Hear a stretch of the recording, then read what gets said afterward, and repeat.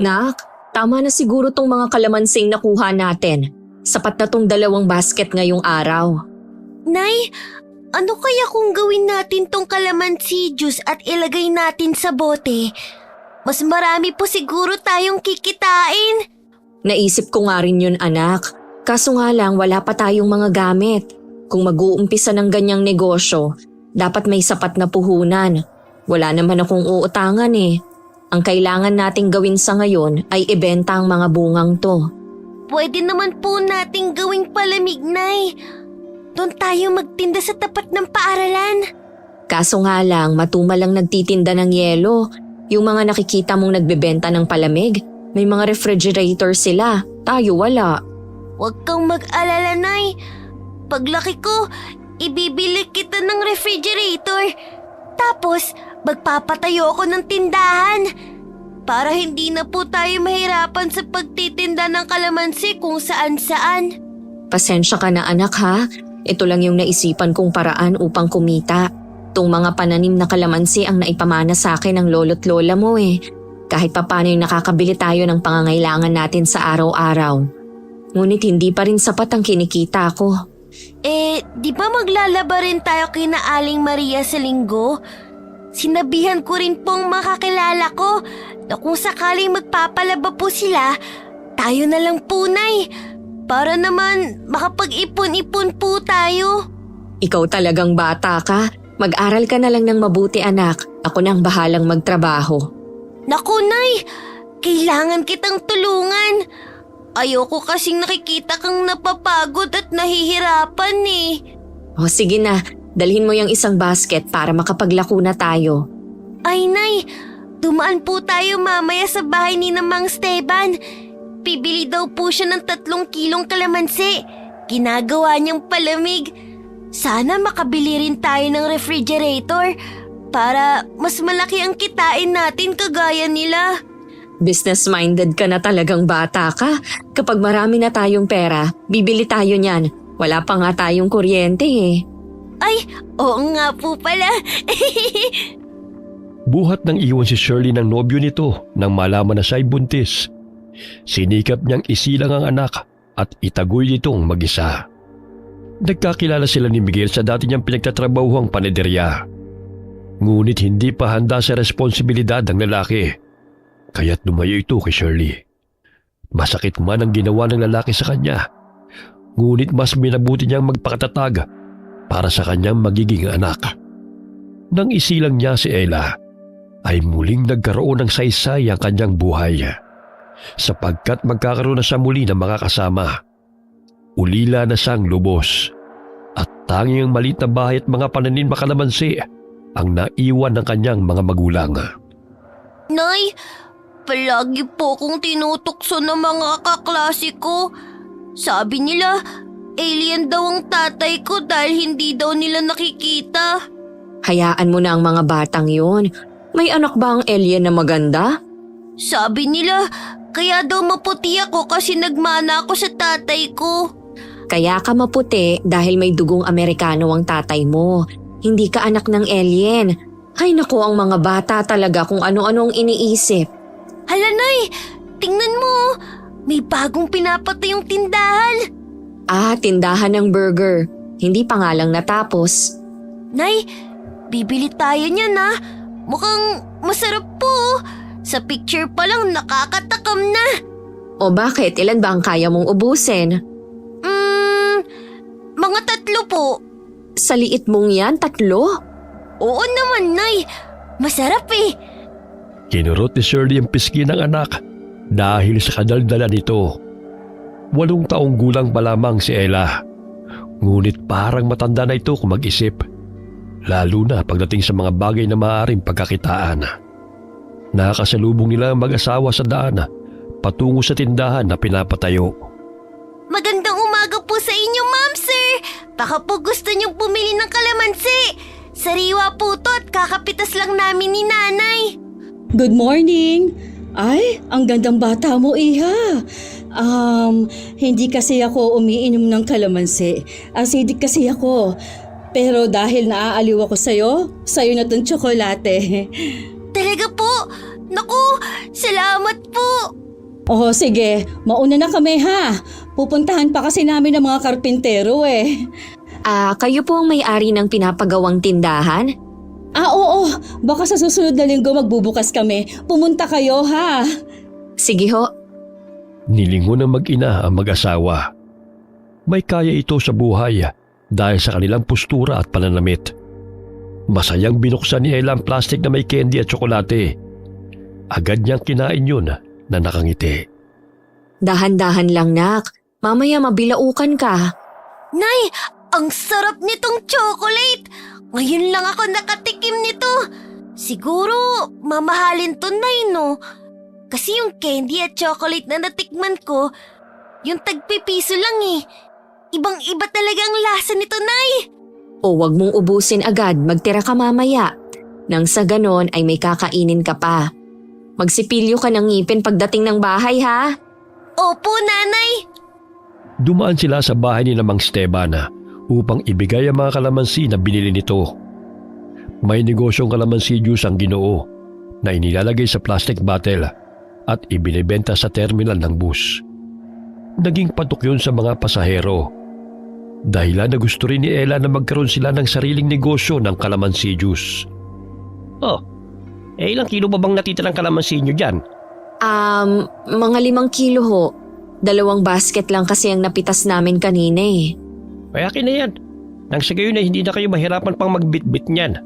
Mang Steban, magkano po bang bili nyo sa refrigerator? Uy, bakit mo naman naitanong yan, Ella? Kasi po, bibili din po ko niyan kapag nakapag-ipon na ako. Para po gagawa din po ako ng sarili naming kalamansi juice at ibebenta sa mga pasahero. Abay, makikipagkumpetensya ka pa sa akin Hindi naman po. Kaya lang mas marami ang kikitain sa palamig na kalamansi juice eh. Pwede naman kayong kumuha sa akin ang ibebenta nyo eh. Isang bote, ibibigay ko sa inyo ng 8 pesos. Tapos ibenta nyo ng 15 pesos. O di ba tutubo ka pa. Basta't huwag mong ipagsasabi sa iba ha. Dahil 10 piso ang bigay ko sa ibang tindera. Libre na po ba ang yelo, Mang Steban? Syempre hindi. Bibili ka sa akin. Oh, sige po. Bukas babasagin ko ang alkansya ko para may pambayad ako sa inyo. Dahil mo pa ang nanay mo sa diskarte Ay naku, Mang Steban, sinabi mo pa. Dako, magiging mayaman ka balang araw, Ella. Sana nga po magdilang anghel ho kayo kung ano-ano na ang naiisip ng batang ito eh. Tama naman si Ella Inig malaki ang tubo kapag kalamansi juice ang ititinda nyo. Gasera nga lang ang gamit namin eh. Tsaka pahirapan pa ho kung saan bibili ng yelo sa lugar natin. Huwag kayong mag-alala, akong bahala. May bakante rin naman akong kahon na pagsisidlan nyo. Talaga ho? Naku, maraming salamat po. Malaking tulong po yun sa amin. Para hindi kayo mahirapan sa pagbubuhat, may maliit na kariton ako dyan. Gamitin nyo na lang din. Huwag nyo lang sasabihin sa ibang kumukuha sa akin ng libre ang yelo ha. Mami, humingi sa akin ng mga yon, malulugi na ako. Ay hindi po, Mang Steban. Makakaasa ho kayo. O di ba, Nay? Sabi ko na sa'yo nun na mabait yang si Mang Steban eh. Marami-rami naman po akong naipon. Mapupuno na nga po ang bote ng soft drinks ng mga barye. Itabi mo na lang yon, anak. May konting pera pa naman ako. Huwag mo nang alalahanin yan.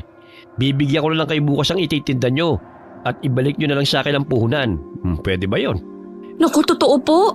Maraming salamat po talaga, Mang Steban. Bago ko nga pala makalimutan, itong bayad sa 8 kilong kalamansi Matagal nang nagtitinda ng kalamansi juice si Mang Esteban at sa kanya kumukuha ang mga tindera na inilalako sa mga terminala. Naawa siya sa mag-ina kaya't sa kanila na ito bumibili sa tuwing pagbebentahan siya ng mga ito. Kahit na may ibang suki siyang nagdi-deliver ng mga kalamansi. Gayunpaman, napalapit na siya sa mag-ina, lalo na sa batang si Ella. Nay, makakapagtinda na po tayo ng kalamansi juice. Tiyak na marami ang bibili sa atin. Ako po mismo ang mag-aalok sa mga pasahero. Kakantahan ko sila at sasayawan. Ikaw na bata ka? Kung ano-ano nang pinagagawa mo para lang kumita. Siyempre, Nanay, para makakain naman tayo ng masarap kung marami na tayong pera. Palagi na lang kasing tuyo o di kaya sardinas ang ulam natin eh. Pakiramdam ko tuloy, tinutubuan na ako ng kaliskis. Parang libag naman yan eh. Kahit hirap man sa buhay, masaya pa rin silang mag-ina. Muli silang napadaan sa ginagawang tindahan at napahanga sila dahil matatapos na yun sa bilis na magtrabaho ng mga karpintero. Ang bilis magtrabaho ng mga karpintero ah. Oo nga po, nanay eh. May mga gamit na nga rin oh. Nasisiguro kong marami ang bibili ng burger dyan. Lalo na't daanan pa naman ng mga tao rito. Excited na po ako makakain ng burger. Pero nay, magkano po kaya yun? Depende sa sangkap na gagamitin nila. Napansin nilang abala na sa paghahanda ng mga gamit ang mag-asawang Nadia at Mela. Kinabukasan, maaga silang pumunta sa bahay ni Mang Esteban upang kumuha ng ititindang kalamansi juice. Kahit saan man sila magpunta, sumusunod ang alaga nilang asong si Brownie. Magpakapait ka, Brownie ha. Huwag mong awayin ang mga tao para makarami tayong mabentang kalamansi juice. Bakit kasi hindi mo nalang itali ang asong yan sa bahay? Mamaya matakot pang mga tao sa kanya. Nay, mabait naman tong si Brownie eh. Tingnan mo, tahimik lang siyang nakasunod sa atin. Isa pa, binabantayan niya tayo mula sa mga masasamang tao. Biglang tumahol ang aso na animoy galit na galit nang makita nito si Mela. Kaya't sinuway ito ni Ella. Dahilan na agad naman itong tumahimik. O kita mo na anak, nangaaway yang si Brownie, pauwiin mo na kasi. Naninibago lang siguro siya, Nay. Hindi naman siya dating ganito eh. Paano kung lahat ng nakikita niyang tao bago sa paningin niya itatahulan niya? E di wala tayong benta mamaya. Brownie, good boy. Huwag mong awayin ng mga tao. Diba ang sabi ko sa'yo, yung mga masasamang tao lang? Mabait sila. Binigyan nga ako ng asawa niya ng candy kahapon eh. Tila kapwa bata lamang na kinakausap ni Ella ang alaga niyang aso. Kumurap-kurap ang mga mata nito at yumuko na wari nakakaintindi sa sinabi niya. Maya-maya'y dumating na sila sa terminal ng jeep. Pumwesto sila malapit sa mga sasakyan at inalok ng kalamansi juice sa mga pasahero. Ganun na lamang ang tuwa ni Ella sa tuwing bumibili ang bawat tao na kanyang nakakasalubong. Nay, ang daming bumibili. Tamang-tama, mainit ang panahon. Mauubos po ang kalamansi juice hanggang hapon. Oo nga anak, bantayan mo muna ang paninda natin, bibili lang ako ng tinapay. Sige po, nanay. 11:00 pa lamang ng umaga ay halos kalahati na ng kanilang paninda ang naubos. Marami-rami ang mga pasahero dahil undas. Tahimik ding nakaupo sa tabi ni Ella si Brownie na animoy nag-aabang sa mga taong bibili. Nang biglang hablutin ng batang lalaki ang pitaka ni Ella at itinakbo yun. Hoy! Magnanakaw! Magnanakaw! Ibalik mo ang pitaka ko! Brownie! Habulin natin siya! Kinuha niya ang pera natin! Mabilis na hinabol ng aso ang batang kumuha ng pitaka ni Ella. Hanggang sa maabutan nito ng aso at kinagat ang suot nitong damit. Ganun na lamang ang paghahampas ng bata kay Brownie gamit ang lumang tsinelas nito upang bitiwan siya ng aso. Ngunit naabutan siya ni Ella na nooy may hawak na patpat. Hoy, bata! Ibalik mo ang pitaka ko! Magnanakaw ka! Magtrabaho ka! Nang sa gayon, magkapera ka rin! Masama yung ginagawa mo! Sa takot na makagat ng aso ay ibinilik nito ang pitaka kay Ella at muling kumaripas ng takbo nang bitiwan siya ni Brownie. Ang galing mo talaga, Brownie! Dahil dyan, bibigyan kita mamaya ng tinapay. Halika na, bumalik na tayo sa pwesto natin. O anak, saan ka nagpunta? Di ba ang sabi ko, bantayan mo mga paninda natin? Eh yung bata kasi kinuha tong pera natin. Mabuti na lang talaga, Nay. Nandito si Brownie. Hindi ako nagkamali na isama natin siya. Daig pa niya ang pulis sa bilis kong tumakbo. Hindi na naabutan ni Shirley ang batang sinasabi ng anak dahil mabilis itong nagtago. O ito na ang tinapay, kumain ka na anak. Itong isa para kay Brownie. Salamat po, Nanay. Napakasalbahe ng batang yun. hindi marunong magtrabaho para magkapera. Kaya sa susunod, mag-iingat ka anak. Alam mo naman na ang ibang tao ayaw magbanat ng buto. Gustong magkapera ng hindi naghihirap. Kaya pag nanakaw ang naiisipang paraan. Alas 4 pa lamang ng hapon ay ubus na ang paninda nilang kalamansi juice.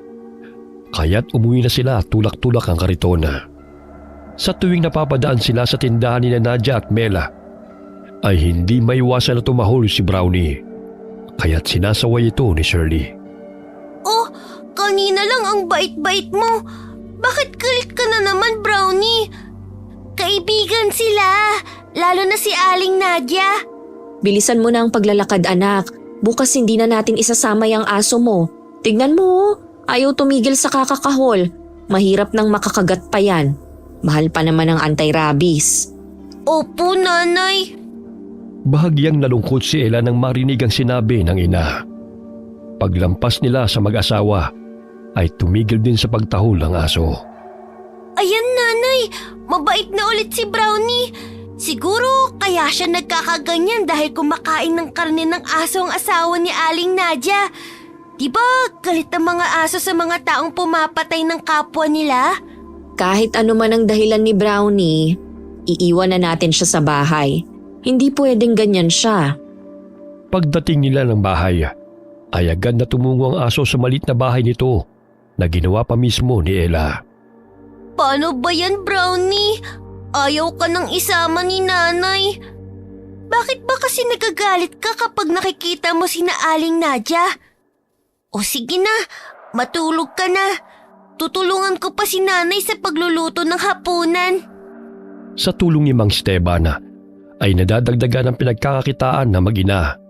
Bukod sa pagtitinda ng sariwang bunga ng kanilang pananim, nakakaraos sila sa pang-araw-araw na pangangailangan at hindi na nahihirapan si Shirley kung saan kukunin ang mga gamit ng anak sa paaralan.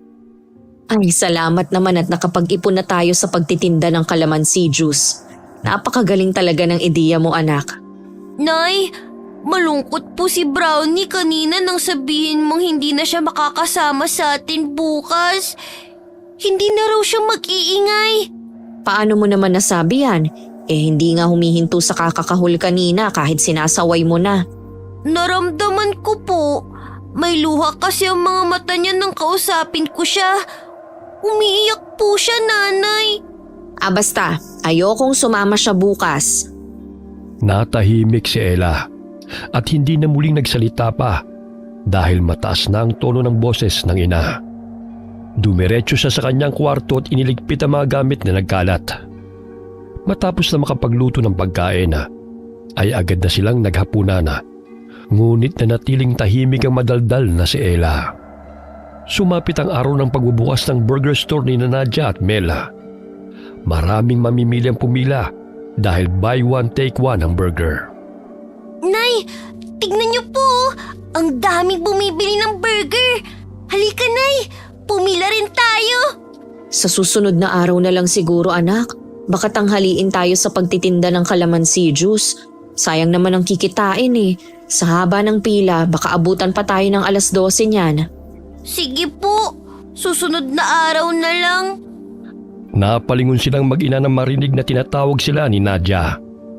May dala itong kahon at lumapit ito sa kanila. Mabuti at dumating kayo sa opening namin. Ang daming tao nga, oh. Aling Nadia, mukhang masarap pong tinitinda niyong burger.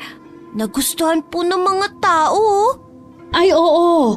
Hindi ko nga inaasahan na ganito kadami ang mga tao sa opening ng burger store. Itong burger sa inyo na. Naku po, salamat po. Aalis na nga po sana kami.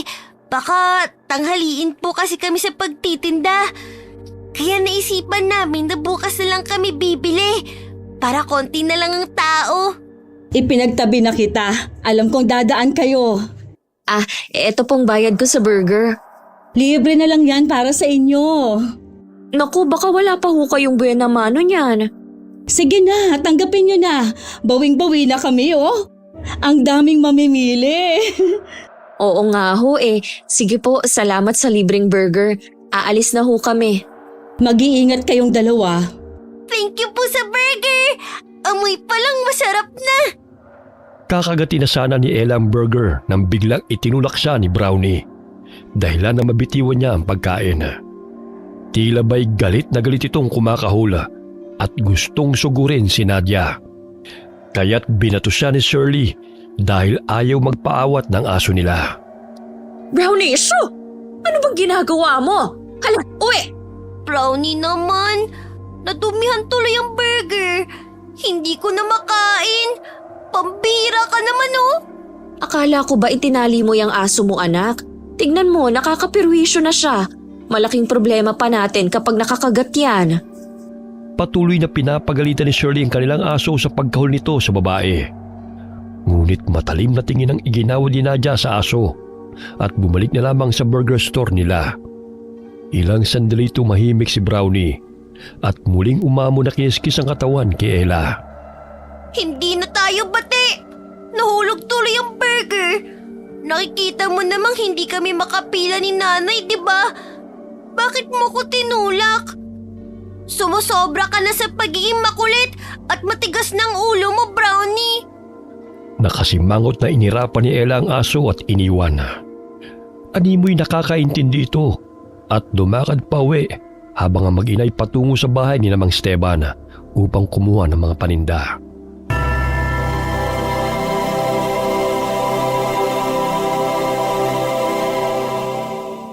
Naging patok sa mga tao ang burger na tinitinda na mag-asawa. Dinadayo rin ito ng mga mamimili dahil bukod sa buy one take one ay masarap at hindi tinipid sa sahog. Lalo na ang cheeseburger na siyang bestseller nila.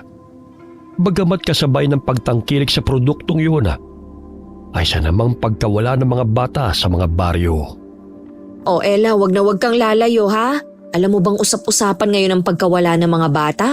Balita ko'y may nangingidnap. Opo, Nay. Diyan lang naman ako sa malapit eh. Nay, wala na po pala akong lapis. Bibili lang po ko sa tindahan. O sige, basta bumalik ka kaagad ha? Opo, Nay.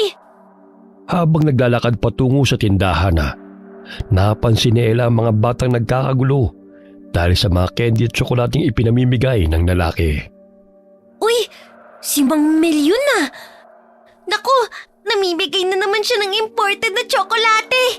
Hihingi rin ako sa kanya. Oh, Ella, bakit ngayon ka lang?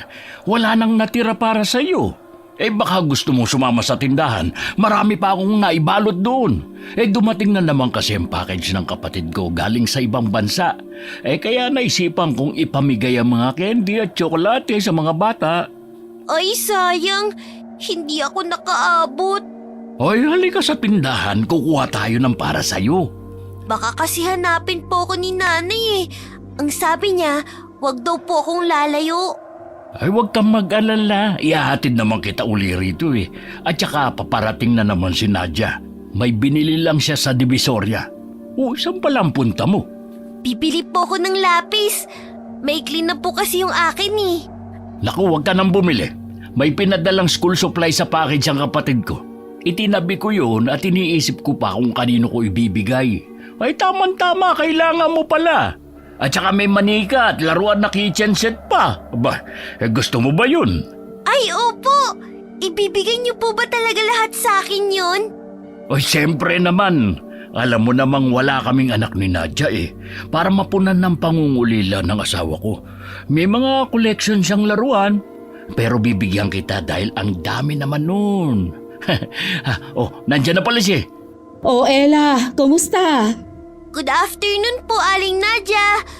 Pasensya na po kayo sa inasal ni Brownie kanina. Pinagalitan ko na po siya. Nako, walang anuman yon. Nanibago lang ang alaga mong aso sa akin. Ay, siya nga pala, mahal. Sasama pala sa atin si Ella dahil ibibigay ko na lang sa kanya yung mga school supplies na tinabi ko. At saka naubusan siya ng tsokolate eh. Ganun ba? O siya, tara na. Dahil sa pananabik, hindi na naalala ng bata na muli magpaalam sa kanyang ina at agad na sumakay ng kotse na mag-asawa. Ang tanging nasa isip niya ay ang mga laruan at mga candy na ibibigay sa kanya. Pumasok sila sa burger store. Malaki-laki ang lugar na yon. Maaga po kayong nagsara? Ay oo, kinulang nga ang burger na luto namin eh. Kaya kailangan naming damihan ng karne. Mang Mel, bakit isinara niyo na ho ang pinto? Para walang makakita na marami kaming ibinigay sa'yo. Mamaya mainggit yung mga batang mapapadaan, di ba? Matalim ang tingin ng mag-asawa sa kanya. Nakaramdam na siya ng kaba, kaya tumayo siya mula sa pagkakaupo at tinungo ang pintuan palabas ng burger store. Babalik na lang po ko sa terminal. Baka hinahanap na po ko ni nanay eh. Bakit Ella? Ayaw mo ba ng laruan at candy? Eto lahat ng ito ay para sa'yo. Kunin mo na, Ella. Para sa'yo lahat ng yan. Napawi ang kabang nararamdaman niya nang makita ang isang karton ng laruan. May school supplies at mga candy sa loob noon. Ngunit nang damputin niya ang pencil case, ay napansin niyang natuyong dugo roon. May nabasa pa siyang pangalan na nakasulat. Yun ay ang pangalan ng batang narinig niya sa radyo na hinahanap ng mga magulang nito. Nadagdagan pa ang kabog ng dibdib ni Ella nang makita na may hawak na matatalas na patalim ang lalaki habang nakangiting nakatingin sa kanya. Kukunin ko na po to. Ihatid niyo na po ko kay nanay. Hindi ka na makakalabas pa Ella. Dito ka na habang buhay. Pero Aling Nadia, hahanapin po ko ni nanay. Sige na, buksan niyo na po ang pintuan. Dahil isa kang makulit na bata, hindi ka nahanapin ng nanay mo. Mas gugustuhin pa niyang mawala ka nang sa ganon, wala na siyang sakit ng ulo. Hindi totoo yan. Mahal ako ni nanay. Kaya buksan niyo ang pinto pakiusap. Umiiyak na napasandal si Ella sa dingding. Sumigaw siya upang humingi ng tulong sapagkat kakaiba na ang tingin ng mag-asawa sa kanya. Ngunit kahit anong sigaw niya ay walang nakakarinig sa kanya dahil sinigurado ng mga ito na matibay at soundproof ang burger store. Tumakbo si Ella patungo sa isang pintuan at binuksan niya yon. Doon tumambad sa kanyang paningin ang mga gamit ng mga bata at bahagi ng katawan na tinadtada. Hindi. Mga kamay. Ulo ng tao. Pumapatay sila. Ella, huwag ka nang tumakbo pa dahil wala ka nang mapupuntahan pa. Salbahe ka. Hindi ka totoong mabait. Bakit may mga ulo at kamay sa mesa? Sila ang nagpasarap sa burger namin. Kaya huwag mo nang paguri ng sarili mo sa kasisigaw dahil walang makakarinig sa'yo. Nanay! Brownie, tulong! Aray! Aray! Bitiwan niyo ako! Salbahe ka, Mang Mel! Akin ang puso mo. Alam mo bang yan ang pinaka-paborito ko? Nanay! Tulong! Hinambalos ng malaking kahoy ng lalaki ang ulo ni Ella, dahilan na dumilim ang paningin ng bata at unti-unting nawala ng malay. Bago tuluyang nawala ng ulirat ang bata, ay narinig pa niya ang tawanan ng mag-asawa. Binuhat ng lalaki ang bata at inilapag sa mesa at sinimulan ng tadtarin ang katawan nito. Samantala, hinahanap ni Shirley ang anak dahil hindi pa rin bumabalik sa kanilang pwesto. Hindi naman kalayuan ang pagbibila ng school supplies kaya nagtataka siya kung bakit wala pa si Ella. Saan na ba nagsusuot ang batang yun? Sinabihan ng wag lumayo eh. Oh, Shirley, bakit nag-iisa ka yata? Nasaan si Ella? Hinahanap ko nga po eh. Nagpaalam na bibili ng lapis pero hanggang ngayon eh hindi pa bumabalik. Kinakabahan na nga po ako. Baka naman naglalaro kasama yung mga bata. Halika, sasamahan kita at hanapin natin siya. Sumapit ang 6:00 ng gabi, ngunit hindi pa rin nila natatagpuan si Ella. Ganun na lamang ang panginginig ng katawan ni Shirley dahil pakiramdam niya ay may nangyari ng masama sa kanyang anak. Mang Steban, mag-report na tayo sa pulis baka may kumuha kay Ella. Nagtanong-tanong na po ko sa mga bata pero hindi raw nila kasama. Ay nako, saan na ba nagpunta yung batang yun? Hindi naman niya ugali na iwan ka. Kapag nagtitinda ng kalamansi juice, hindi naman ganon kalayong pinupuntahan niya. Dito lang naman sa mga jeep eh. Halika na Iha, sasamahan na kita sa estasyon ng pulis. Kinukutuban na kasi ako ng masama eh. Pagdating nila sa pulis ay umiyak nang isinalaysay ni Shirley na nawawala ang kanyang anak. Ngunit sinabi ng pulis na kumausap sa kanila na kailangang hintayin ng 24 oras bago mai-report na missing si Ella. Sir, hindi po ugali ng anak kong mawalay sa akin ng ganito katagal. Ramdam kong may nangyaring masama sa kanya. Pakiusap ho. Tulungan niyo ho ako mahanap siya.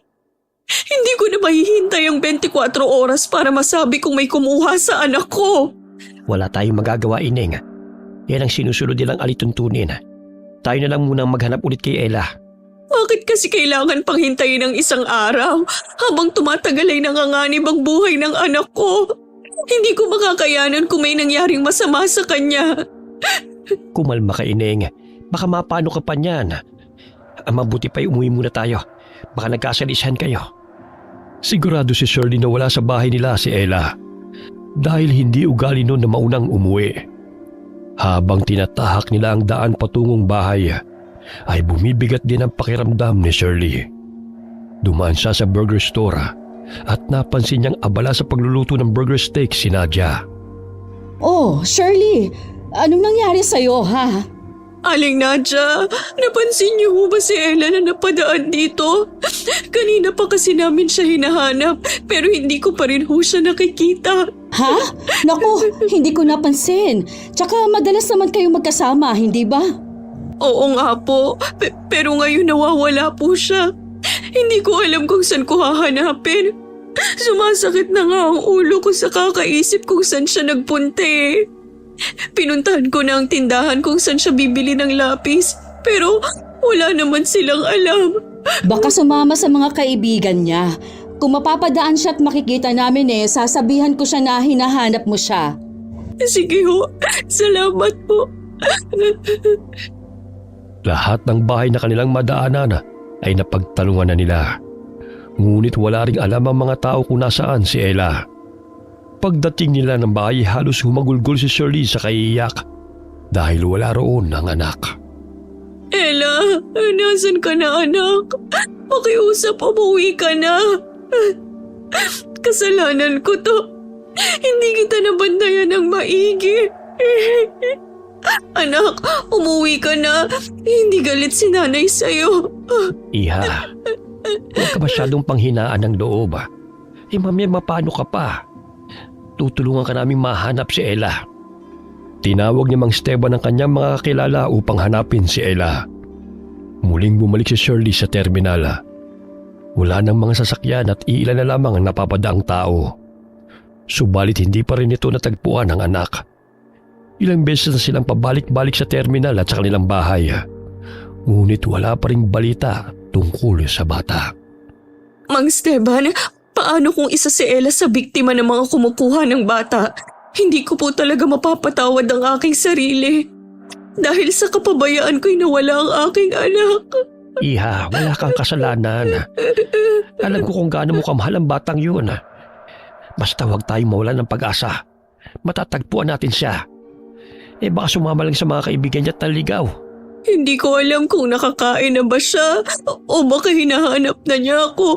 Hindi pa naman yun nakakatulog kung hindi nakakumot ang kanyang likod. Diyos ko, nasaan ang anak ko? Hindi kami titigil sa paghahanap sa kanya. Sinabihan ko na rin ang mga kakilala ko sa terminal na ipagbigay alam nila sa atin kapag may balita na kay Ella. Maraming kopya ng larawan ni Ella si Shirley at pinaskil niya yun sa bawat poste at pader na kanilang nadadaanan. Lumipas ang 2 araw, ngunit hindi pa rin nila natatagpuan ang bata. Kaya't lumalabo na rin ang tsansa na naligaw lamang ito kasama ng mga kaibigan.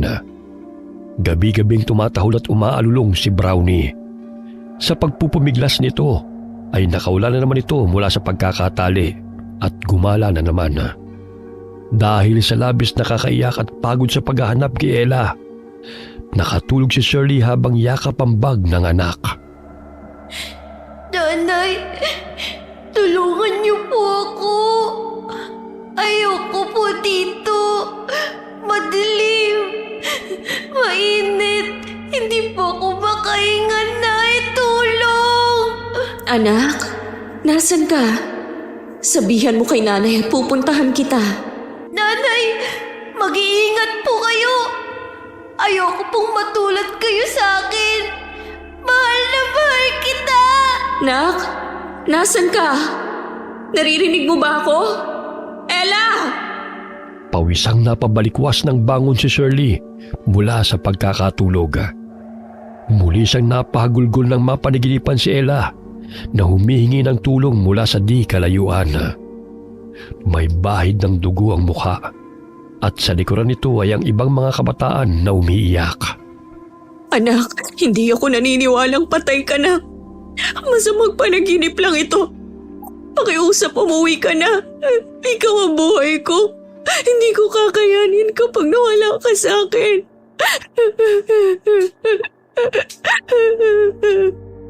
Pinahid ni Shirley ang mga luha ng may marinig na mga taong paparating. Sumilip siya sa bintana at nakita niya ang grupo ni Mang Esteban na nakasunod sa asong si Brownie na may hila-hilang sako. Lumabas siya ng bahay at kinausap ang mga ito. Mang Esteban, may balita na po ba? Hay nako, itong aso para may gustong sabihin eh. Kanina pa tahol ng tahol sa amin habang nagro-ronda kami sa baryo.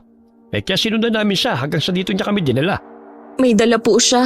Baka may kinalaman yun sa anak ko. Mga kasama, buksan niyo nga ang sakong dala ng aso. Binitiwan ni Brownie ang sako ng binuksan niyo ng lalaki. Nandilat ang mga mata ni Shirley nang makita ang dugo ang damit ng anak. Hindi siya nagkakamali na yun ang bestida na suot ni Ella nang mawala ito. Mang Esteban, sigurado akong damit to ni Ella. Anong ginawa nila sa anak ko? Mga hayop sila! Papatayin ko sila! Oo nga, demonyo may gawa nito sa kanya. Kailangan nating hanapin ang salarin dahil nandito lang yun sa baryong ito. Sundan natin ang aso upang malaman natin kung saan niya kinuha ang sakong ito. Brownie, saan mo to nakuha? Sabihin mo sa akin nang sa gayon ay malaman ko kung nasan si Ella. Halos gumuho ang mundo ni Shirley nang makita ang dugo ang damit ng anak. Ngunit wala roon ang katawan nito. Kinagat ni Brownie ang laylayan ng damit ni Shirley at dinala kung saan ito natagpuan ng dugo ang sako. Sa kalsada sila dinala ni Brownie kung saan walang pamamahay. Siguro dinala rin niya ng ibang mga aso. Pero kailangan nating i-report sa kapulisan ang natagpuan ni Brownie. Baka tutulong ito sa kaso ni Ella. Kung hindi kikilos sa mga kapulisan, ako mismo maghahanap sa demonyong nanakit sa anak ko. Hindi ko siya mapapatawad. Napadaan ang kotse na mag-asawa kaya napahinto ito sa tapat ni Mang Esteban. Nakibalita ang mga ito at mababanag ang pag-alala sa kanilang mukha. Oh, ano ba ang pinagkakaguluhan niyo rito? Nakita lang dugo ang damit ni Ella. Siguradong nasa paligid lamang ang salarin. Naku, sino naman ang walang pusong yun? Si Ella, nasaan? Bakit damit lamang niya natagpuan niyo? Nakasilid sa sako, pero wala nang katawan ng bata. Pinagbigay alam niyo na ba yan sa mga kapulisan? Tinawagan ko na. Huwag na kayo mag-alala pa. Siya, mukhang ginagabi na kayo. Baka naabala na namin kayo. Ikinalulungkot namin na nangyaring pagkawala ni Ella. Maging kami napalapit na sa batang yun. Hindi mawari ni Shirley kung bakit galit na galit si Brownie sa tuwing nakikita ang mag-asawa. Sa pagkakataong yun ay hinabol pa nito ang kotse. Palingon-lingon pa ito kina Shirley na gustong sundan siya. Hindi kaya alam ni Brownie kung sinong dumukot sa anak ko? Kinukutuban ako na malakas ang pakiramdam ni Brownie na may kinalaman ng mag-asawang yun sa pagkawala ng anak ko. Saglit na napahinto ang aso sa pagtakbo nang may inihagi si Mel sa lupa. Ngunit paikot-ikot sa kinatatayuan nito si Brownie at doon na lamang tumataol. Anong pinagsasabi nilang natagpuan nilang damit ni Ella? Akala ko ba'y tinapon mo na yon? Oo nga, kaso nang pumasok ako saglit sa loob ng shop, paglabas ko biglang nawala Siguro kinuha ng mga asong gala. Sinabi ko na sa'yo na mag-iingat ka Mamaya mabisto pa tayo ng mga yon. O paano, sige nga, Wala silang makikita sa burger store. Malinis na kaya? Yun lang ang nakuha ng mga aso at wala nang iba. Hindi na mauulit pa yun. Kahit halugugin nila, wala na silang makukuhang ebidensya sa tindahan natin. Siguraduhin mo lang na hindi nila malalaman ang sikreto natin dahil malilintikan ka sa akin. Kalma, akong bahala. Dumating ang mga kapulisan kung saan naroon sina Shirley at Mang Esteban. Maliban sa damit ni Ella, ay may iba pang mga gamit din sa loob ng sako. Ngunit hindi pa rin nila matuntun kung saan yun nanggaling. Wari nila'y pinagpasapasahan na yun ng mga aso. Bagamat naniniwala si Shirley na malaki ang may tutulong ni Brownie sa kanya upang matuntun kung nasaan ang kanyang anak. Ilang beses nang nag-ikot-ikot ang mga kapulisan, pero wala man lang silang nakitang bakas maliban sa sakong ito. Hindi ako papayag na hindi managot ang gumawa nito sa anak ko, Mang Esteban.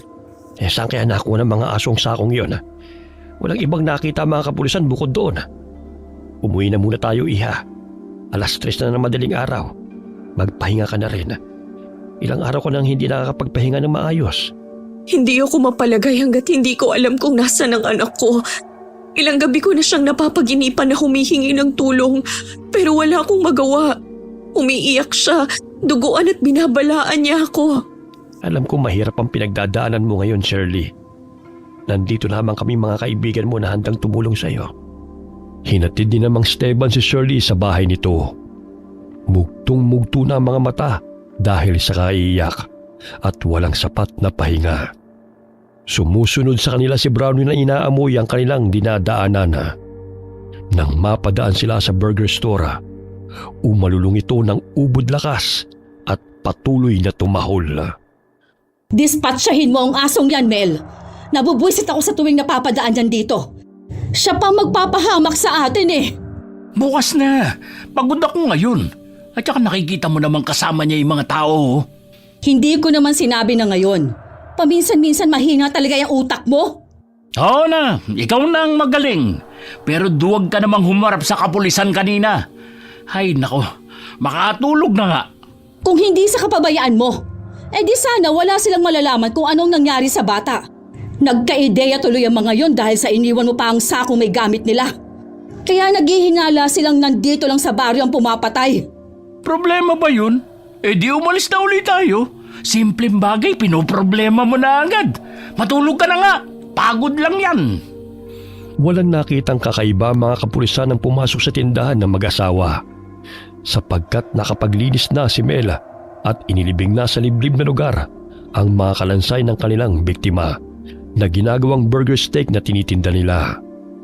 Ngunit bago pa man naipasok sa sasakyan nito ang sako, ay nakuha na ito ng asong gala, dahilan na matagpuan yun ni Brownie.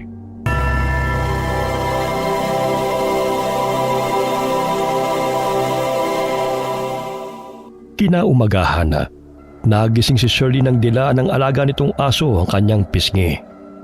O Brownie, bakit? Napako ang paningin niya sa tsinelas na kagat ni Brownie. Alam niyang pagmamay-ari yun ni Ella, na suot ng anak bago ito nawala. Saan mo to kinuha? Samahan mo ko. Ituro mo sa akin kung saan mo natagpuan ang gamit ni Ella. Hindi talaga siya huminto sa paghahanap kung nasaan ang anak ko. Ngayop man siya kung ituring. Ngunit labis niyang minahal si Ella. Tumakbo ito patungo sa talahibana at tila itinuturo ang burger store na may ibig sabihin. Brownie, alam kong pinaghihinalaan mo na sila ang kumuha kay Ella. Wala man tayong sapat na ebidensya, pero mamanmanan natin sila. Tulungan mo akong malaman ang katotohanan. Tumigil man ang mga kapulisan sa paghahanap sa anak ko, ngunit magpapatuloy tayo. Muling dinilaan ni Brownie ang binti ni Shirley bilang tugon sa sinabi niya. Ilang sandali pa'y napansin niyang may kinuhang sako si Mel sa sasakyan nito. Katulad ng sako na kanilang natagpuan na pinagsidlan ng mga dugo ang gamit. Nanginginig ang buo niyang katawan ngunit hindi siya maaaring gumawa ng hakbang ng padalos-dalos. Umuwi na tayo, Brownie. Mamaya matunugan pa nila na pinagdududahan natin sila.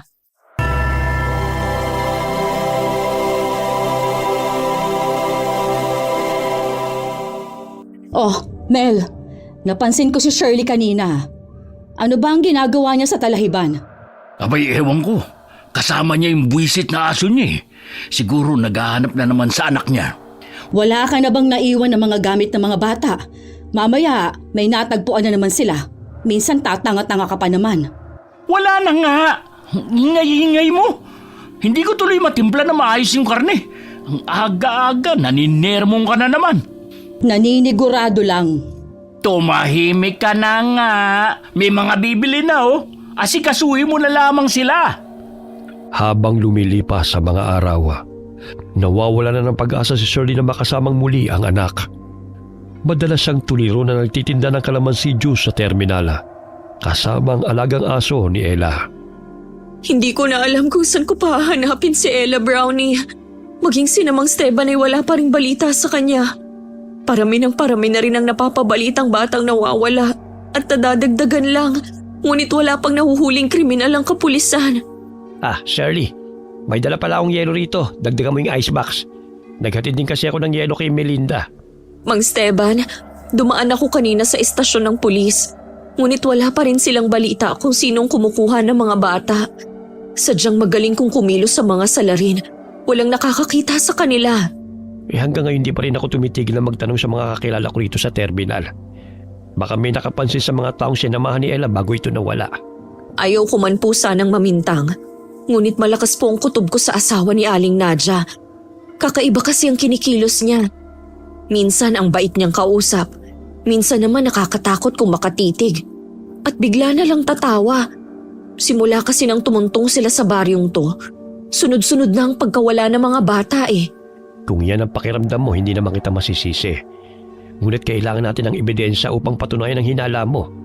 Maaari din tayong makasuhan kung sakaling mali ang akusasyon natin sa tao. Alam ko po yun, Mang Esteban. Pero iba na kasi ang pakiramdam ko sa kanya eh. Tsaka baka nararamdaman din ng aso na may ginagawa tong hindi ka nais-nais kaya galit to sa kanya. Napapailing na lamang si Mang Esteban at hindi na muling nagsalita pa. Alam nitong nagiging desperada na si Shirley upang may maituro na salarin at kung ano-ano na rin ang naiisip. Ilang sandali pa'y natuon ang pansin ni Shirley sa lalaking pinagkakaguluhan ng mga bata. Agad siyang tumayo at nilapitan ito. Sumunod ang alaga niyang aso at tila taong nakikiramdam sa paligid. Oh, eto pang candy. Pumila lang kayo ha, huwag kayong magagawan. Marami pa akong dala para sa inyo mga bata. Hindi kaya pinapain niyang mga candy at tsokolate para kunin ang loob ng mga bata? Kailangan ko siyang sundan kahit saan man siya magpunta. Malakas ang kutob ko na may kinalaman siya sa pagkawala ng anak ko. Sa oras na yun ay tahimik ang aso, ngunit matalim itong nakatingin kay Mel. Nagkubli sila sa poste habang tinatanaw ang lalaking nakikipag-usap sa mga bata. Ilang sandali na palingon ito sa kinaroroonan ni Shirley nang maramdaman itong may mga matang nakamasid sa kanya. Halika na, Brownie, bumalik na tayo sa ating pwesto. Mamaya makita pa tayo ng lalaking yan. Tila batang sumunod si Brownie kay Shirley nang walang imik. Ngunit patuloy niyang iniisip na maaaring may kinalaman si Mel sa pagkawala ng kanyang anak. Ayon na rin sa pakikitungo nito sa mga bata. Alas 7 na ng gabi, ngunit naroon pa rin sa terminal si Shirley. Simula nang mawala si Ella ay madalas na siyang may kutsilyo sa kanyang baga upang gawing sandata kung sakaling makaharap niya ang dumukot sa kanyang anak. Maya-maya'y umuwi siya kasama ang alagang aso. Napahinto siya sa pagtutulak ng karitona nang mapansin na paparating ang sasakyan ng mag-asawa. Kaya't nagtago sila ni Brownie sa talahiban at nakiramdam sa paligid. Huwag kang maingay, Brownie ha. Kailangan nating manmanan sila. Maaga silang nagsasara ng burger store. Saan naman kaya sila pumunta? May sako na namang dalang lalaking yun. Ang dami naman para sa karne ng burger nila. Mel, bilisan mo na riyan. Ipasok mo na yan dito. Mamaya may makakita pa sa'yo eh. Kalma lang, palagi ka na lang high blood. Kanina pa ako gutom. Itabi mo ang puso para sa akin ha. Noong isang araw inubusan mo ko. Ang takaw mo talaga. Ay, pasensya na. Ngayon, sayong-sayo na ang 2 puso. Magpaparaya ako para sa'yo. Kinakain nila ang puso? Hindi kaya mga aswang sila? Kinuha ni Shirley ang kutsilyo sa kanyang baga at hiniwa ang kalamansi. Sa pamamagitan ng katas nuna ay matagal maghilom ang sugat ng aswang. Biglang tumakbo si Brownie patungo sa sako at hinila ang tali. Nantilat ang mga mata ni Shirley nang makita na ulo yun ng bata. Duguan at nakalabas pa ang kamay. Hindi. Bata ang laman ng sako. Sila nga ang pumapatay ng mga bata. Maging si Ella ay biktima nila. Buisit kang aso ka! Nandito ka na naman! Gusto mo sigurong pati ikaw gilingin ko, no? Oh, pumasok ka na kasi. Nakita ka na naman ng asong yan. Malangya kang aso ka! Bumalik ka rito! Pahama ka talaga! Kumahol-kahol si Brownie. Sabay na napapalulong na animoy tumatawag ng kapwa niya, aso. Tumakbo ito sa nungat sa kinaroroonan ni Shirley upang hindi matunto ng amo. Hinabol siya ni Mel sapagkat batid itong hihingi na naman ito ng tulong sa mga tao. Buwisit talagang lalaking yun. Mas inuna pang habulin ng aso kaysa ipasok tong sako. Gusto mo bang tulungan na kita? Shirley, ikaw pala. Wag na. Kaya ko naman to. Bakit parang ayaw mong ipakita sa akin ang laman ng sakong yan? May itinatago ka ba? Sabihin mo sa akin, Aling Nadja. Anong klaseng tao kayo? Tao nga ba? O mga demonyo? Hoy! Anong pinagsasabi mo? Dahan-dahan ka sa pananalita mo, ha? Magmamaang-maangan ka pa talaga? Kitang-kita ko na hindi karne ng hayop ang laman ng sakong yan, kundi bata. Sabihin mo sa akin, kayo ba ang kumuha sa anak ko? Kaya hanggang ngayon ay hindi pa umuuwi dahil pinatay niyo siya? Ang sakong yan ay katulad sa sako na natagpuan namin kung saan nakasilid ang damit niya. Kaya huwag ka nang magkaila pa. Umalis ka na rito, Shirley! Nasisiraan ka na ng bait dahil sa pagkawala ng anak mo. Kaya kung ano-ano na lang ang iniisip mo at binibintang sa amin. Dahil sa kapabayaan mo'y nawala ang anak mo, bakit isisisi mo sa amin ang kasalanan mo? Umalis ka riyan para mapatunayan kong hinalat nakita ko. Hindi kayo normal na tao, Aling Nadja. Mga aswang kayo. Ginagamit niyo pang kahinaan ng mga bata upang mahulog sa patibong ninyo. Itinulak ni Shirley ang babae. Gamit ang kutsilo'y pinunit niya ang sako.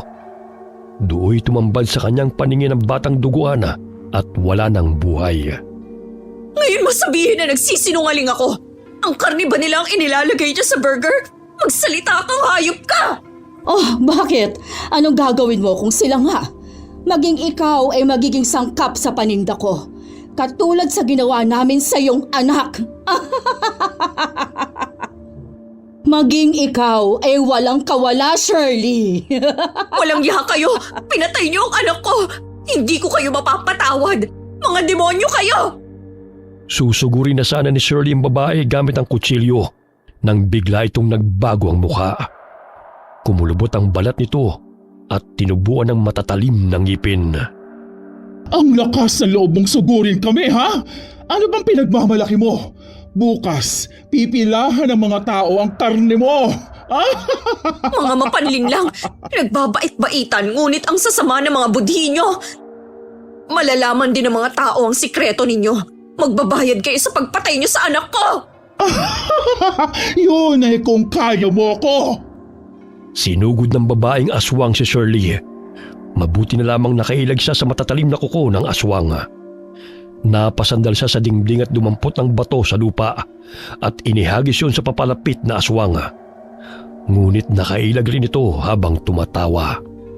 Sugod ka ng sugod, ngunit wala ka rin namang laban. Hindi ako mapapatay ng kutsilyong yan. Bilib ka talaga sa sarili mong hayop ka?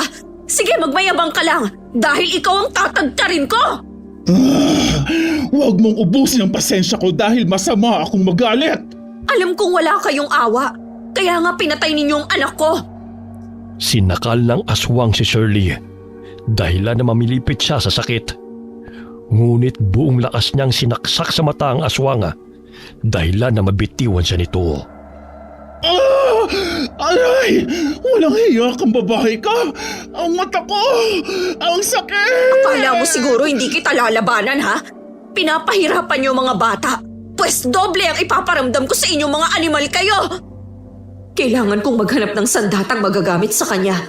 Malakas siya at hindi kakayanin ng kutsilyong ito. Tama, sa kusina nila. Pumasok ng burger store si Shirley at tinungo ang kusina. Dooy tumambad sa kanyang paningin ang tinadtad na bahagi ng katawan ng mga bata. May mga giniling na naroon sa palanggana. Halos hinalukay ang kanyang sikmura. Kinuha niyang patalim na ginagamit sa pagtadtad ng karne at muling lumabas ng burger store. Ikaw na mismong naghahanap ng paraan ng ikasasawi mo. Akala mo ba'y makakalabas ka pa rito, ha? Hindi ka talaga nag-iisip. Sa bagay, mangmang ka at uto-uto kagaya ng anak mo. May hangganan din ang kasamaan ninyo. Dito pa kayo naghasik ng lagim sa baryo namin, ha? Bakit hindi na lang kayo nakontento sa laman ng hayop? Bakit kailangan nyo pang pumatay? Idadamay nyo pa sa kahangalan nyo ang mga tao at ipapakain nyo pa sa kanila ang laman ng mga biktima ninyo! Wala ka nang pakialam doon. Sabihin mo na ang gusto mong sabihin. Dahil bukas na bukas, ang karne mo naman ang malalasahan nila. Isa-isang inihagis ni Shirley patalim sa aswanga. Ngunit nakakailag ito. Sinipa nito ang mesa dahilan na maipit si Shirley. Ngunit pilit niya itong itinulak upang makawala. Muli niyang ibinato sa aswang ang kawali dahilan na matamaan ito sa mukha. Kaya't nagkaroon siya ng pagkakataon na makawala sa pagkakaipit ng mesa. Lahat ng patalim na kanyang mahawakan ay pinapatakan niya ng katas ng kalamansi upang makaramdam ng sakit ang aswanga at matagal maghilom ang sugat. Hinataw niya ng patalim ang binti ng aswanga dahilan para pumalahaw ito. Aray! Tigilan mo yan! Akala mo siguro, basta-basta mo na lang akong mapapatay. Sisiguraduhin ko muna na maghihirap ka kagaya ng ginawa mo sa anak ko. Kasabay ng pagsaksak sa aswanga ay paulit-ulit rin niya itong pinalo ng kawali. Ilang sandali inilagay niya ang kamay ng aswang sa makina ng gilingan at pinaandar yun. Ganun na lamang ang malakas na palahaw ng aswanga dahil sa nadudurog ang mga buto nito sa kamay. Tigilan mo yung babae! Ihinto mong pagpapaandar ng makina! Hindi! Kulang pa yan bilang kabayaran sa pasakit ng mga batang pinatay ninyo. Pinatay niyo ang anak kong punong-puno ng pangarap sa kabila ng kahirapan. Kahit patayin ko man kayo, hindi pa rin maibabalik ang buhay niya. Pero matitigil lang kahibangan ninyong mag-asawa. Walang hiya kang babae ka! Napatigil sa pagpapaandar ng makina si Shirley nang marinig niya ang boses ng mga taong papasok sa burger store. Dahil sa ingay, nakiusyoso ang mga ito, kaya't sumambulat sa kanilang paningin ang naghihingalong aswang at ang galit na si Shirley. Shirley, sino ang taong yan?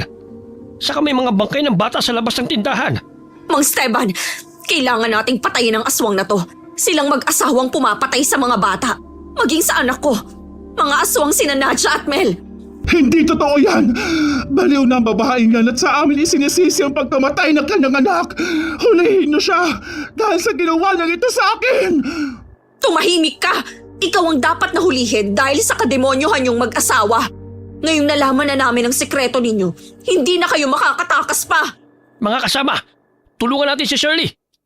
Tama ang hinala niya noon pa man. Kahit nasasaktan may inilabas ng babaeng aswang ang mahaba nitong dila upang ipulupot kay Shirley.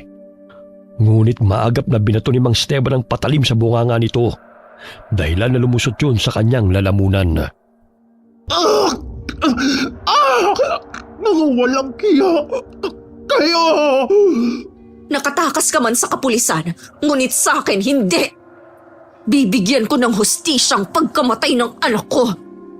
Muling nilapitan ni Shirley ang babaeng aswanga at inundayan ito ng saksak sa dibdib upang siguraduhin na patay na ito. Umaagos ang kanyang mga luha habang ibinabaw niya ang patalim sa katawan ng aswanga. Pinatay niyo ang anak ko! Siya lang ang meron ako. Ngunit pinagkait niyo pang makasama ko siya ng matagal. Mga demonyo kayo! Tama na, Shirley. Patay na siya. Halika na. Umalis na tayo rito. Pinatay nila ang anak ko, Mang Esteban. Hindi ko na maibabalik ang buhay ni Ella. Alam kong masakit ang mawala ng anak. Ngunit huwag mo namang pahirapan ang sarili mo dahil sa paghihinagpis. Ayaw rin ni Ella na makita kang malungkot. Si Brownie, hinabol siya ni Mel. Sigurado kung papatayin niya ang aso dahil kay Brownie. Nalaman kong aswang sila Mang Esteban. Hanapin natin siya. Oh, tara na. Kasama ko ngayon ang mga anak kong sina Edwin at Trey. Iniwan nilang nakabulagta sa sahig ang katawan ng aswang na si Nadia. Naririnig nila ang mga nakakilabot na alulong ng mga aso na animoy nag-uusap ang mga ito. Samantala, hindi magkamayaw si Mel ng paligiran siya ng mga asong gala sa pamumuno ni Brownie. Sinusugod siya ng mga ito, ngunit isa-isa nitong tinatadyakan ng mga aso. May mga kagat na rin siya, ngunit hindi pa rin ito iniinda ang mga sugat. Mga buwisit kayo. Nagtipon-tipon pa talaga kayo para sugurin ako, ha? Ikaw na aso, ha?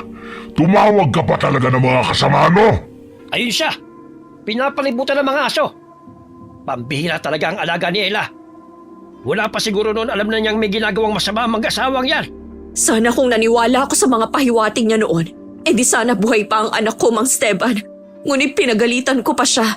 Ang dapat na gawin sa ngayon ay mahuli ang si Mel. Tignan mo, galit na galit ang mga aso sa kanya. Siguro pati mga aso ay kinakain niya. Mga aswang sila, Mang Esteban. Tatakbo pa sana ang aswang na si Mela, ngunit kinagat siya ni Brownie sa puwet at hinila pabalik. Aray ba! Lintik kang aso ka! Wala kang ginawa kundi ang pakialaman ako! Dahil sa'yo, nagkandaleche-leche na ang lahat! Edwin, Ray, huwag niyong hayaang makatakas ang lalaking yan. Tumawag na ako kina Kapitan. Paparating na rin sila rito. Marami na silang pinatay na mga bata. Yun ang ginagamit nilang pansahog sa burger.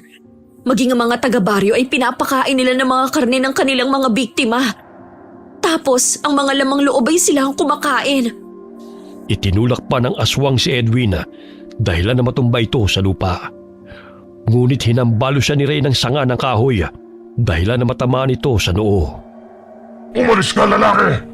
Kung ayaw mong dukutin ko ang laman loob mo, ayaw mo akong tumakas! Hoy! Bumalik ka rito, Mel! Akala mo siguro'y matatakasan mo ang kademonyohan niyo mag-asawa. Buong puso kayong tinanggap ng mga tao sa baryong ito. Ngunit kasamaan pa ang inyong isinukli. Huwag kang makialam, tanda, dahil wala akong atraso sa'yo. Pero sa akin meron, kaya magbabayad ka sa ginawa mo. Buhay ang kinuha mo. Buhay rin ninyong kapalit katulad sa asawa mong hayop. Nasaan si Nadia? Anong ginawa niyo sa kanya? Pinalasap ko sa kanya kung paano gilingin ang buhay. Tulad sa ginagawa ninyo sa mga bata. Nasaan ang asawa ko? Ah! Ayun, nakatulog na ng mahimbing. Sisiguraduhin kong susunod ka rin sa kanya. Dahil walang kapatawaran ang ginawa niyong ito sa mga inosenteng batang pinaslang ninyo.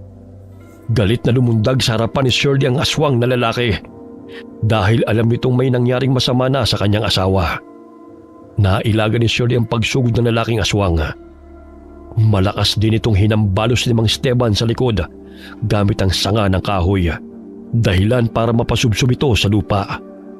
Ngunit maliksi itong tumayo at hindi may pagkakaila na malakas ito kahit marami nang sumusugod sa kanya. Bagamat hindi ito makatakas basta-basta dahil sa mga asong nakabantay sa paligid. Ilang sandali muling sinugod nito si Shirley at nakalmot niya na matutulis na kuko sa braso ang babae. Ngunit nahataw rin siya nito ng patalim na pinatakan ng katas ng kalamansi. Kinakailangan kong makatakas dito. Mga walang hiya ang mga taong to. Napakatapang ng babae. Ang dami ko nang natamong sugat mula sa mga animal. Mamamatay ako kung ipagpapatuloy ko pa ang paglaban sa kanila. Harangan niyo siya, mga anak! Isa kang malaking duwag! Bakit ayaw mong harapin ang kasalanan mo? Babalik ako. Makikita nyo. Hindi ko hahayaan na maging payapa ang baryong ito sa ginawa nyo kay Nadia. Tandaan nyo yan. Lalo ka na, Shirley! Hindi na napigilan ni na Edwin at Ray ang aswang dahil malakas silang itinulak nito. Tinadyakan nito ang mga aso na humaharang sa kanya. Isa na roon si Brownie. Ngunit bago pa tumilapon ang aso ay naagat siya nito sa pisngi. Dahilan na bumao na matatalas na pangil sa laman nito. Ah! Ayaw mo talaga akong tantanan ha! Itong sa'yo! Bitawan mo ang aso ko! Papatayin ko lahat ng malapit sa'yo, Shirley! Alam ko na ang aso na lang na ito ang natitira sa buhay mo.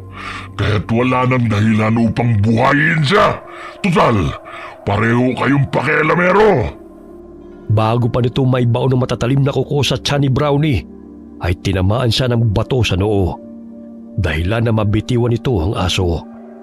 Dali-daling lumapit si Ray at Edwin sa kanya. Ngunit kumaripas ito ng takbo palayo. Ang sakit ng katawan ko. Literal na pinagtulungan nila ako ha. Pero hindi ako magpapatalo. Babalikan ko sila hanggang sa mamatay sila sa takot. Nilapitan ni na Shirley si Brownie na nooy namimilipit sa sakit. May sugat itong natamo sa tagiliran kaya't binuhat ito ni Mang Esteban. Sadyang malakas ang aswang na yon. Kailangan natin siyang paghadaan, lalo na't napatay natin ang asawa niya. Hindi ko sukat akalain ng mga aswang pala sila, dahil mabait at magaling sila makapaghalubilo sa mga tao. Ang pinapakita nilang kabaitan ang naging daan upang makapambiktima sila. Binibigyan nila ng candy ang mga bata upang sumama sa kanila. Oh, nariyan na pala sila, Kapitan. Mabuti na lang ho at napadaan kayo. Dahil kung hindi siguro, lapas lang na ako ng mga aswang na yon. Maraming salamat po sa tulong ninyo, Mang Esteban. Mabuti na lang at ginabi kami sa pag-uwi galing bayan. Sinundo pa kasi namin tong si Ray Nawili na sa pagbabarkada. Ngayong alam niyang may gumagalang aswang, siguro naman pipirmi na siya sa bahay. Pagdating nila sa bahay ay kagad na ginamot ni Shirley ang sugat ng alagang aso. Kahit papano'y naibsan ang pagdadalamhati niya dahil napatay na niya ang isang aswang na siyang pumaslang sa kanyang anak. Baka gusto mong doon na tumira sa bahay, Shirley. Sa gayon ay may makasama ka. Bukas ang aming tahanan para sa iyo. Alam kong babalik si Mel upang ipagiganti ang pagkamatay ng kanyang asawa. Maraming salamat po, Mang Esteban. Sige ho, mag-e-empake lang po ako ng aking mga damit. Maging si Brownie isinama ni Shirley sa bahay ni Mang Esteban. Hindi makapaniwala ang asawa nitong si Aling Carmela nang ikwento ng dalawa nitong anak ang tungkol sa aswang na kanilang nakalaban. May bakanting silid pa naman dito, Iha. Mahirap nang balikan ka ng aswang na yon. Malayo pa naman ang mga kapitbahay ninyo. Isa pa, walang nakakasama si Carmela dito sa bahay kapag umalis sa mga bata. Maraming salamat ho, Mang Esteban. Maluhaluhang inilapag ni Shirley ang mga gamit sa bakanting kwarto. Hindi pa rin niya matanggap ang pagkawala ng anak at namimiss niya ito araw-araw. Kinabukasan, nagimbal ang mga taga-baryo ng malaman ng tungkol sa pagsara ng burger store na mag-asawa. Nalaman rin nila ang pagkamatay ni Nadia at natagpo ang mga bangkay ng mga bata sa sako. Halos masuko-suka ng malaman na ang kinakain nilang burger ay karne pala ng tao. Ilang araw na nagpahinga sa pagtitinda ng kalamansi juice si Shirley dahil inalagaan niya si Brownie hanggang sa manumbalik ang lakas nito. Napalingon si Shirley sa talahibana nang may marinig na mga kaluskos. Tumayo rin ang alaga nitong aso at pasinghot-singhot. Lintik na asong yan. Naaamoy na naman ako. Matalas talaga ang pang-amoy niya pagdating sa akin. Buhay pa pala siya. Muntik na matuklap ang pisngi ko sa kagat ng walang yang asong yun. Sa bahay ka ni Tanda nakatira ngayon ha. Mapapabilis na ang paglusob ko sa kanila. Sinong nandyan? Nahalata ako ng babaeng yun. Makaalis na nga rito. Oh, Shirley, bakit tumatahol na naman tong si Brownie? Hindi na naman siya mapakali May tao kasi akong napansin na nagtatago sa talahiban. Biglang tumakbo Baka bumalik na ang aswang na yon. Hindi bale, may mga ginawa na akong pangontra laban sa kanya. Maging ang mga kababaryo natin ay pinagsabihan ko na maging alisto. Hindi tayo matatahimik hanggat buhay ang Mel na yon. Ang dami na niyang pinatay sa baryo, maging sa bayan. Kahit na tinutugis na siya ng mga tao, hindi pa rin nagpapaawat. Wala silang kadala-dala. Magkalaman lamang ang kanilang mga sikmura. May mga pinagawa kong tansong patalim sa kapitbahay kanina. Mang Esteban, mainam itong panlaban sa aswang kesa sa pangkaraniwang patalim. may pinatulis na kawain at kris akong sandata rito. Minana ko pa sa aking ama. Kakaibang patalim nga po yan, Mang Esteban. Ilang araw ang lumipas na hindi nagpakita si Mel sa kanila. Bumalik din sa pagtitinda ng kalamansidyo si Shirley sa terminal kasama ang alaga niyang asong si Brownie. Ngunit paika-ika nito kung maglakad dahil sa pilay nito sa paa. Ginabi sila sa pag-uwi dahil hapon na maubos ang kanilang paninda. Sa tuwing napapadaan sila sa saradong burger store, ay naiisip ni Shirley ang paghihirap ng kanyang anak sa kamay ng mag-asawang aswanga. Sobrang miss na kita, anak. Patawarin mo ko kung hindi man kita na ipagtanggol sa kanila. Mahal na mahal kita, Ella. Saglit na napahinto si Shirley sa paglalakad nang may marinig na kaluskos malapit sa kanilang kinaroroonan. Palingon-lingon din ang aso na animoy nakikiramdam sa paligid. Nang bigla itong kumahol na animoy dinidepensahan ng amo. Magkasama pa rin pala kayo ng asong yan, ha? Ngunit sa pagkakataong ito, hindi ko na palalampasin na patayin kayong dalawa kapalit ng buhay ng asawa ko. May gana ka pang gumante sa kabila ng sinapit ng mga bata sa iyong mga demonyo kayo? Alam kong malakas ka, ngunit hindi ako papayag na marami ka pang mabibiktimang inosenteng bata. Dapat nga pasalamatan mo ko dahil wala ka ng sakit sa ulo, di ba? Nakakainis ang mga boses ng mga bata at kakulitan nila. Kaya wala akong pinagsisisihan na pinatay ko sila. Nararapat lang yan sa kanila. Wala silang pinagkaiba sa mga batang nanunukso sa akin noong kabataan ko dahil sa kalagayan ng aking ina. Kaya pinangako ko na papatayin ko sino man ang makukulit na bata na makikilala ko. Maliban sa aswang ka, baliw ka pa. Hindi naman lahat ng batang nakikilala mong nanunukso sa'yo ah. Sinusunod ko lang ang utos ni Inang. Mas mabuti pang unahin ko sila kaysa masaktan nila ako. Madalas nila akong pinagtatawanan at nilalait dahil anak raw ako ng aswang. Pwes, lahat sila natahimik nang patayin ko sila. Mabait na bata ang anak ko. Bakit pati siya pinatay mo?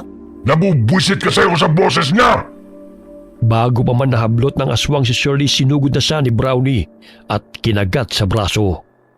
Dahilan na matumba ito sa lupa at makuha ng babaeng tansong patalim nito sa baga. Muli niya itong pinatakan ng katas ng kalamansi upang masaktan ng aswang kapag nasugatan niya ito. Tarantado kang aso ka! Ang kunat ng buhay mo!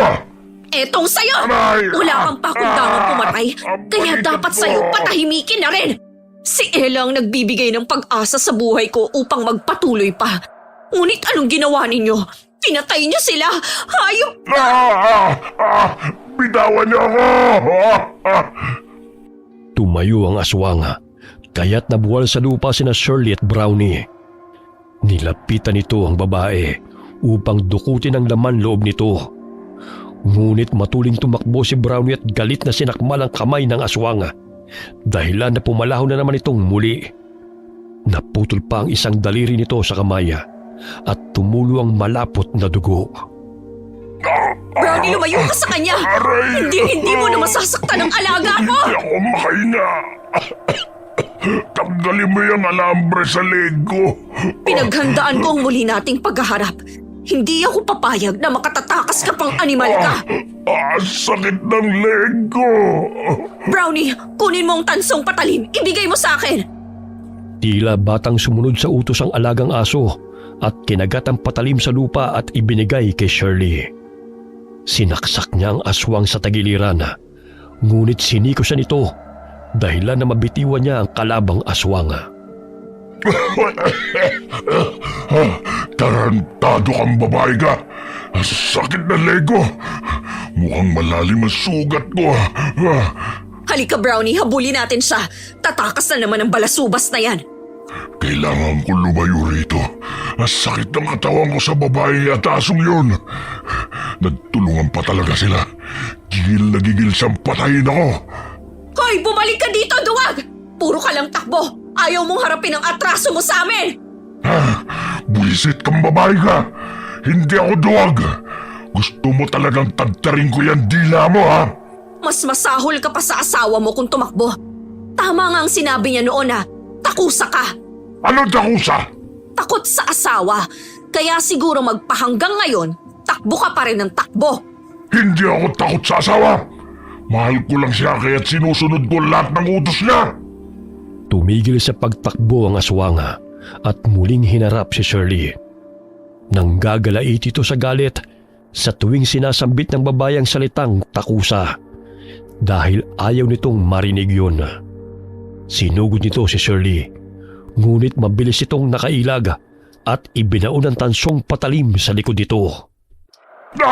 Aray! Sakit ng likod ko. Pagbubuling ko kayo ng aso mo, mahuli lang kitang babae ka. Aray ka! Umalis ka dyan, asong galisin! Ipagpatuloy mo lang yung pagkagat mo sa kanya, Brownie. Mukhang hindi tinatalaban ng rabies eh. Dahil sa kanilang ingay, narinig sila ng mga taong dumaraan. Kasama na roon si Mang Esteban. Muli na namang tatakbo ang aswanga, ngunit kinagat siya ni Brownie sa binti, dahilan na matumba ito sa talahiban. Shirley, ikaw ba yan? Opo, Mang Esteban! Sumusugod na namang muli ang aswang! Mga kasama, nandito na naman si Bel. Magtulungan tayong hulihin siya.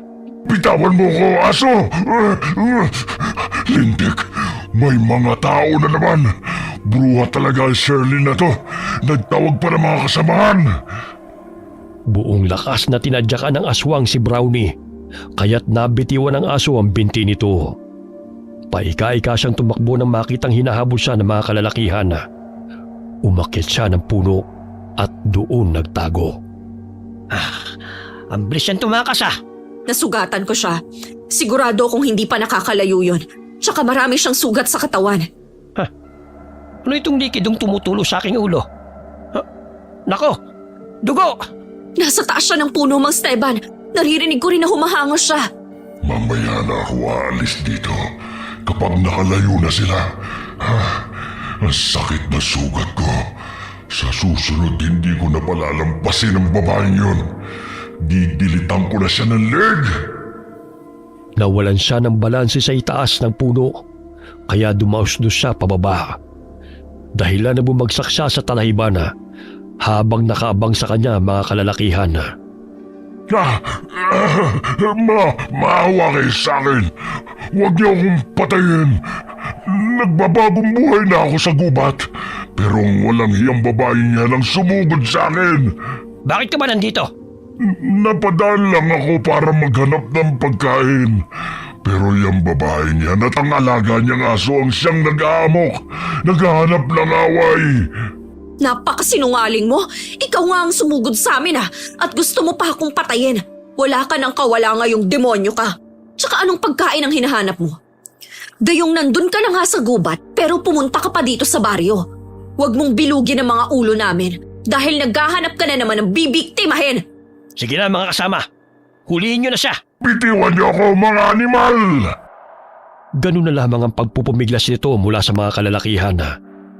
Tinadyakan nito ang dalawang lalaki na umahawak sa kanya at akmang sasakmalin si Mang Esteban. Ngunit tumalon si Brownie at kinagat ang leg nito ng paulit-ulit. Aray! Kahit kailan, siraulo kang aso ka! Kayo lang amo mo! Sige Brownie, lapain mo siya kagaya ng pagpapahirap niya kay Ella. Maaasahan talaga ang alaga mong asong yan. Hindi nagkamali si Ella sa pagkupkup kay Brownie. Hindi to tumigil hanggat hindi niya nabibigyan ng hustisya ang pagkamatay ni Ella, Mang Esteban. Nagpagulong-gulong sila sa talahiban, ngunit mahigpit ang pagkagat ni Brownie sa aswanga dahilan na mamilipit ito sa sakit. Muli itong umalulung at mabangis ng inatgat ang pisngi ng aswanga at tumatalsik pa ang malapot na dugo nito. Bitawan mo ko, ano ba, aray? Aray! Ang sakit ng pisngi ko, Huwag mo siyang pakawalan hanggat hindi siya nalalagutan ng hininga, Brownie.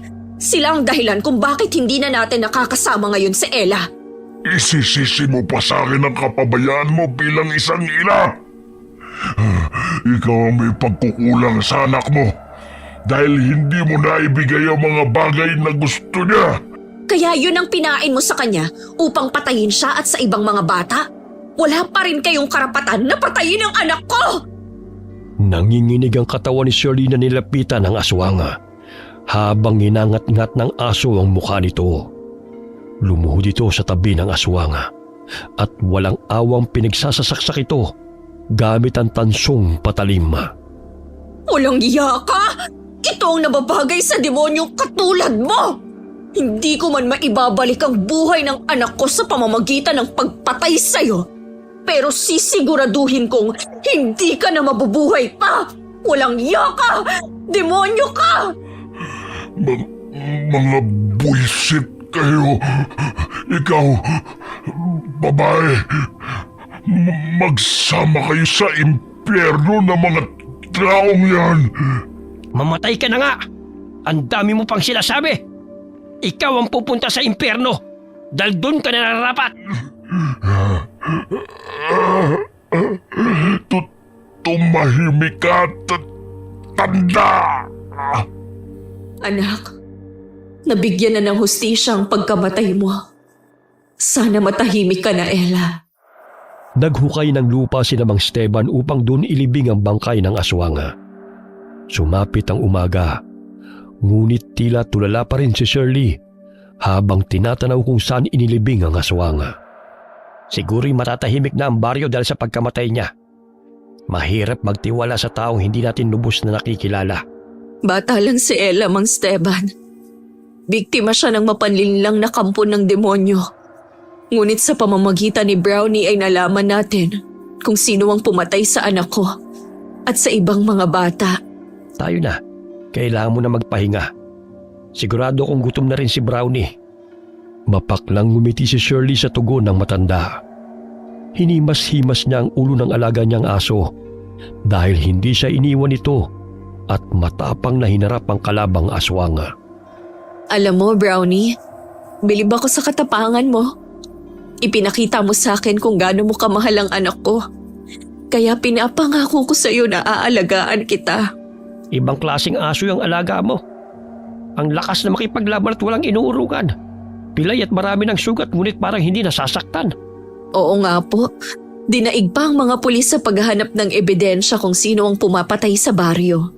Hay nako, huwag na tayong umasa sa mga kapulisan. Hindi ko man nilalahat. Ngunit karamihan ay nagpapalaki lamang ng tiyan. Kung wala kang pera, hindi sila kikilos upang tulungan ang mga katulad natin mga dukha. Matagal ng problema yan sa gobyernong to. Hindi umuusad ang kaso kapag walang lagay sa kanila. Ang importante, wala na pong mga aswang na pumapatay sa mga bata. Si Brownie lang pala ang katapat nila. Ipagpatuloy mo lamang ang iyong buhay, Shirley. Alam kong sa pagkakataong ito, ipinagmamalaki ka ni Ella. Sapagkat meron siyang ina na kayang ipaglaban siya at hindi sumuko na bigyan ng hustisya ang pagkamatay niya. Pinalaki mo siyang mabait na bata. Hindi ko man lang naiburol ng maayos ang bangkay niya. Dahil ipinakain ng mga aswang ang laman niya sa mga taong walang kamalay-malay. Ang saklap ng pagkamatay ng anak ko, Mang Esteban. Ang bigat sa dibdib at hindi ko pa talaga matanggap hanggang ngayon. Humihikbi si Shirley habang inilalabas ang sama ng loob sa matanda. Umuwi sila ng bahay upang magpahinga.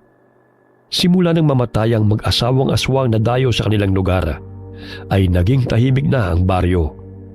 Ngunit tila hinalukay ang mga sikmura ng mga tao nang malaman na ang burger na kanilang tinangkilik ay laman pala ng tao. Habang nagwawalis ng bakurana, nagtaka si Shirley kung anong pinagkakaguluhan ng mga aso. Nilapitan niya ito sa takot ng mga gamit na naman yun ng mga natagpuang bangkay. Ano na naman ba ang pinag-aagawa ng mga asong yon? Hay! Kaninong bungo yan, Brownie? At saan nyo nakuha? Shirley! Ano nangyayari dyan? Mang Esteban, tignan ninyo. May bungo na namang dalang mga aso. Bungo ng tao. Baka may gumagala na namang aswang sa baryo natin. Nako, baka nahukay lang ang bangkay na inilibing sa gubat. Kinakabahan ho kasi ako. Baka may napagawin na namang aswang sa baryo. O siya, dumito ka na muna at pupuntahan ko. Pagdating ni Mang Esteban sa gubat, ay nakumpirma niya na bungo yun ang aswang na inilibing nila. Hinukay ng mga hayop at pinag-aagawan ng mga asong gala ang parte ng katawan nito. Kaya't tinipon niya ang mga sanga at tuyong dahon upang sunugin ang mga buto at naagnas na laman upang hindi bumaho. Pambihirang mga asong gala. Malalim na nga ang hukay, nakuha pa nila ang mga buto. Mang Esteban? Bungo nga ba yan ni Mel? Ay, oo. Oh, bakit sumunod ka pa rito? Sana nagpahinga ka na lamang sa bahay. Hindi po kasi ako mapakali. Kahit papaano kampante na ako na wala ng aswang na gumagala rito. Natroma na rin po kasi ako dahil sa pangyayari. Sinigaan ko na. Medyo nangangamoy na eh. Maging ang ibang mga kababaryo na bahala sa mga kalansay na bitbit na mga aso. Tila nabunutan sila ng tinik sa dibdib nang makumpirma na walang bagong biktima ng aswang na gumagala sa baryo, kundi mga butong nahukay na mga hayop. Lumipas sa mga araw, nanumbalik ang sigla ng baryo at naging panatag muli ang mga taong naninirahan doon. Sinira ng mga tao ang burger store bilang alaala ng karumal-dumal na sinapit ng mga kabataang biktima ng mga aswang. Hindi na rin sila kumakain ng karne, maliban sa isda at gulay, sa takot na maaaring laman ng tao ang kanilang kinakain. Bumangon si Shirley mula sa pagluluksa sa pagkamatay ng anak. Unti-unti na rin niyang naisakatuparan ng pangarap ni Ella na magkaroon ng sariling negosyo sa tulong ni Mang Esteban. Nagpatayo si Shirley ng maliit na tindahan ng kalamansi juice sa terminal. Naroon din na madalas na nagbabantay si Brownie na sadyang marunong mangilatis ng mga taong napapadaan kung normal na tao o aswang ang nasa paligid. Wakas,